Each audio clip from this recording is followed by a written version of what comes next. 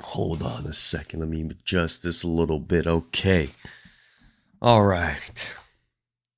It's been quite the week at NoJumper. And I know a lot of you guys have been calling me out about, all Sergio does is talk about NoJumper. Bro, I'm going to talk about whatever I want. Now, now that we got that out of the way, Adam22 just made some comments about everybody leaving NoJumper and a bunch of people getting laid off, fired, whatever you want to call it.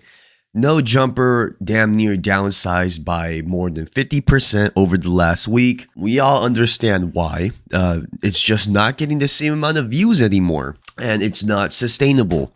Now, what's also not sustainable is moving into a $5 million bigger studio just to lay off nearly half the team and more people quitting. What looks the worst is the fact that, okay, I watched a little bit of this clip that we're going to be reacting to today, and Adam22 is still lacking any accountability. I feel like he still doesn't exactly understand that all of this kind of happened because of his actions, and he wants to blame it on everything else. But anyway, he just made some comments on the NoJumper's Clips channel. The title of the video is called Adam Speaks on Host Quitting NoJumper.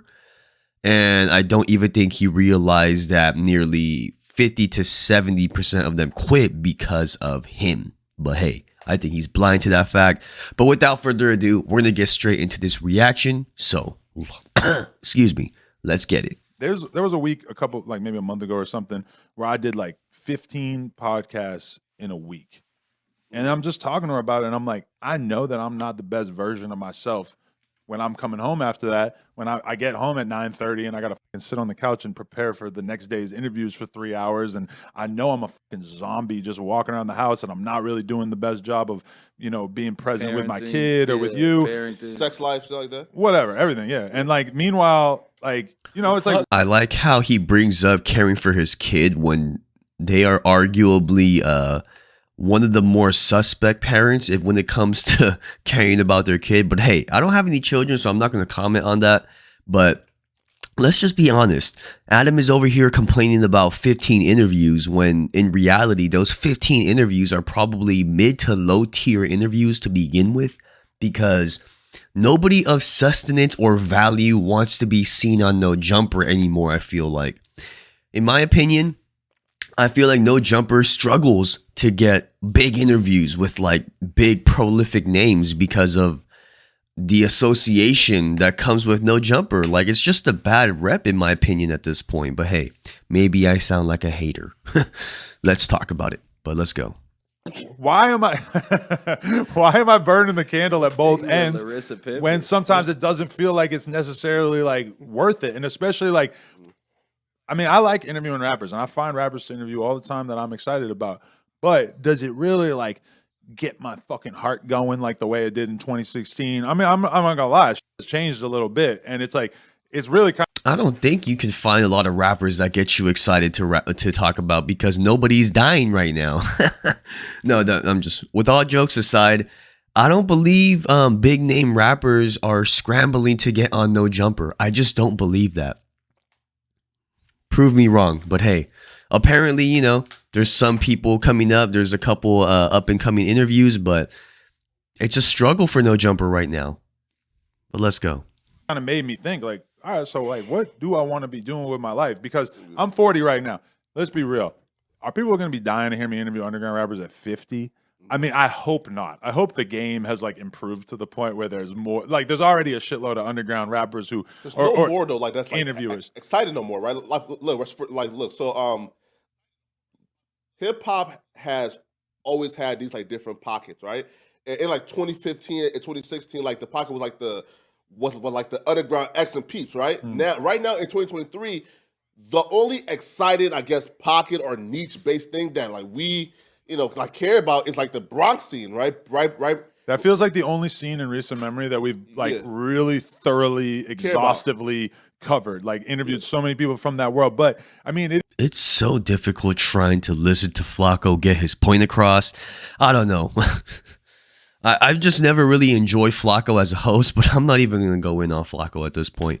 Adam thinks that a lot of things have changed when really the only thing that has changed is him.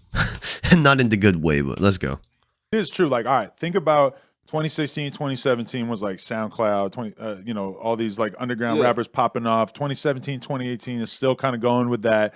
2019, I felt like was kind of a dry year, but there was still like a lot of fucking rappers coming out and stuff. Yeah. Then you enter 2020. That was the beginning of NoJumper having hosts. So you get to like, you know, people are tuning in to see me and these other people sort of getting to know each other and everything. But then you also had the Crip Mac era, which I am ready to admit now. The people that damn near revitalized NoJumper and gave your brand new hope. Yeah, those people. Yeah, definitely an era for you for sure. But then you also had the Crip Mac era, which I am ready to admit now. I don't know if I ever said this at the time, but that motherfucker was carrying this channel for like a full fucking year in like 2021. Like he was getting. So you weren't ready to admit that when it was happening, but you were fully aware that Crip Mac was carrying the brand, but you still found it incredibly difficult to try to figure out how to put like 50 to $100 on that man's books in court. Like that doesn't sound like that argument's going anywhere. Yeah, for sure. You still talk to C-Mac at all? Yeah, we talked to him the other day. Yeah, I talked to him too. He called us from jail. We put some money on his books today, actually. Yeah, I was thinking about doing that too. It's such a fucking pain in the ass. Every time I got to figure out how to do it. Look, that's foul. The amount of money Crip Mac was making you, and for you to fully acknowledge that, and also fully acknowledge in previous interviews that trying to figure out how to put money on his books was way too complicated for you.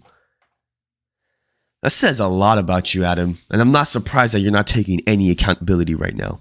But let's go. So many views. It was so consistent. Every single clip we uploaded to him. Go search Crip Mac NoJumper right now. For real. And everything around it, because there was so many other people that were sort of like in that, like people were dying to know about the gang world at that time. Mm-hmm. And you saw Swamp Stories blowing up in all these different channels. Available and however you want it. The 2023 that are telling all these stories about the hood and everything. And so it felt like that was a big chunk of like what we were covering at the time, for better or for worse. Mm-hmm. And I'm not gonna lie, like Adam, you've been covering the gang stuff way before Swamp Stories, way before channels like mine. You've been on the gang stuff. Don't try to make it sound like you were just jumping on the bandwagon, following what the trend was. No. I'm not gonna let you slide on that comment, but let's go. At this point, I am like the number one thing I'm optimistic about is sitting here and having conversations with people like you guys, where we just actually talk about our lives, talk about what's going on. The whole thing of like fighting to like try to get interviews and stuff is just a little bit not as appealing. And like I'm still like trying to line up dope interviews and everything, but I also and you're not getting any dope interviews because nobody wants to be associated with NoJumper. But hey, let's go. Bro, really don't give a fuck about what rappers got to say. That's a fact. This guy said nobody cares what rappers got to say. My boy, nobody cares about what anybody on this entire panel's got to say. I'm sorry, I'm sounding like a hater right now, but he really got the discount version at the end of the day cast here. None of these dudes add anything to the conversation. I'm sorry, they're just all yes men, and you could call me a hater, but I'm just calling it how I see it. Let's go. Like say it. No, listen. If they're not a controversial rapper, just say it on the track. And then, like, because do you see the comments when rappers try to go on live streams with Kai and shit? Yeah. And they be like that. They're dying for it. Every rapper goes on there like, hey, what's the setup? I don't know who this guy is with the S beanie, but I mean, arguably you're dying for attention by being on NoJumper, my boy. I don't know. I'm trying to set my room up like that. Then the kids are like fucking posers. Like, you know what I'm saying? Like you trying to hop into the live stream world. Like, you know what I'm saying? Like, just say it on the track.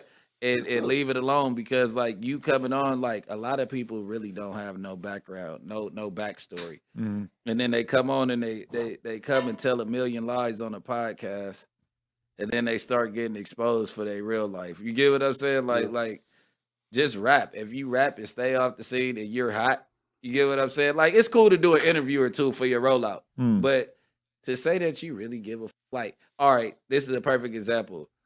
All the FBG boys that get views and all that shit, they're not rappers. They want to hear stories. The music So is the not shit as that you're popular as saying, the interviews. Yeah. Yeah. I don't know what any of this has got to do with any of the hosts quitting. They're just talking about anything. Again, is Adam taking zero accountability? Because at the end of the day, the reason why the host quit is because of Adam22. But let's go. You get what I'm saying? They Yeah, want but- to hear lifestyle, like what you were talking about. So for you feeling like going that way with your podcast is, I mean, that's what's getting the most out of this shit. Right. And at the end of the day, if NoJumper was like a couple of weekly podcasts Mhm. and a couple of interviews per week, I would feel all right with that. Now, I'm like kind of done with that mentality of like, oh, I need to be chasing views. I need to be chasing down every last view. I remember like feeling like kind of competitive at one point, like, oh, you know, if so-and-so is getting so many views on their stream or whatever, we need to get a bunch of hosts who can do just as many views or whatever. And then at a certain point, I'm like, bro, I'm going to. And I still firmly believe the fact that Adam chose to chase those views is exactly why all of this came crashing down. I mean, the overhead must have been insane. $5 million studio, nearly 50 plus employees. How else are you going to get paid? You got to chase the views, right? Stir up drama, have people beat up on screen. It's crazy. Create a pretty toxic work environment. Nobody was safe. Workers getting exposed. People getting fired live on air. Chaos. It was insane, man. But let's go. Let's try to continue on with the video. Go broke if I keep fucking trying to like aggressively hire people just to make me make my ego satiated of like, oh, look how many live viewers we have or whatever, because that doesn't move the needle for us. That doesn't change shit, you know. And it's like, for me at this point, the thing that's keeping me going honestly is just the fact that I know that y'all and Sharp and other people are like still excited to do content, and the fact that like I think even if NoJumper didn't exist, I would probably still do a weekly podcast just talking to some homies, just because I just got it in me. I want to talk about shit, you know, like it's just fun to me. Storytelling is too, like. So what Adam is trying to say is that his epiphany from this whole situation with everybody leaving is the fact that it's not what he actually wants. He was going broke and it didn't make money, so it didn't make sense. But at the end of the day, everybody quit NoJumper because of A, Adam22, and B, all the drama and controversy that comes with working at NoJumper. And Adam still can't see that. And the only reason why I'm making this video, the only reason why I keep talking about it, is because I feel like I'm not the only one that's waiting for Adam to actually take accountability for everything that's happened. Well, let me just put it this way. He's not at fault for everything that happened. Come on, let's be honest. But he is accountable for a large majority of all the shit that went down. And it's just funny to try to see him talk about like, oh, it was me lining up 15 interviews and I was a zombie and I was tired and all of this wasn't sustainable. But no, it was the entire business model that wasn't sustainable. The drama seeking, getting people beat up live on air, everything. It was just all bad. And Adam still can't seem to see. If Adam hasn't learned anything from that, I don't really see the future of NoJumper being any better or different than what we've been seeing for the past 2 or 3 years. But anyway, that's just my opinion. Let me know what you guys think. I want to know what you guys think about this entire situation. Let's have a conversation in the comment sections below. Leave the video a like if you enjoyed it. But until next time, I'll be seeing you guys later. Peace.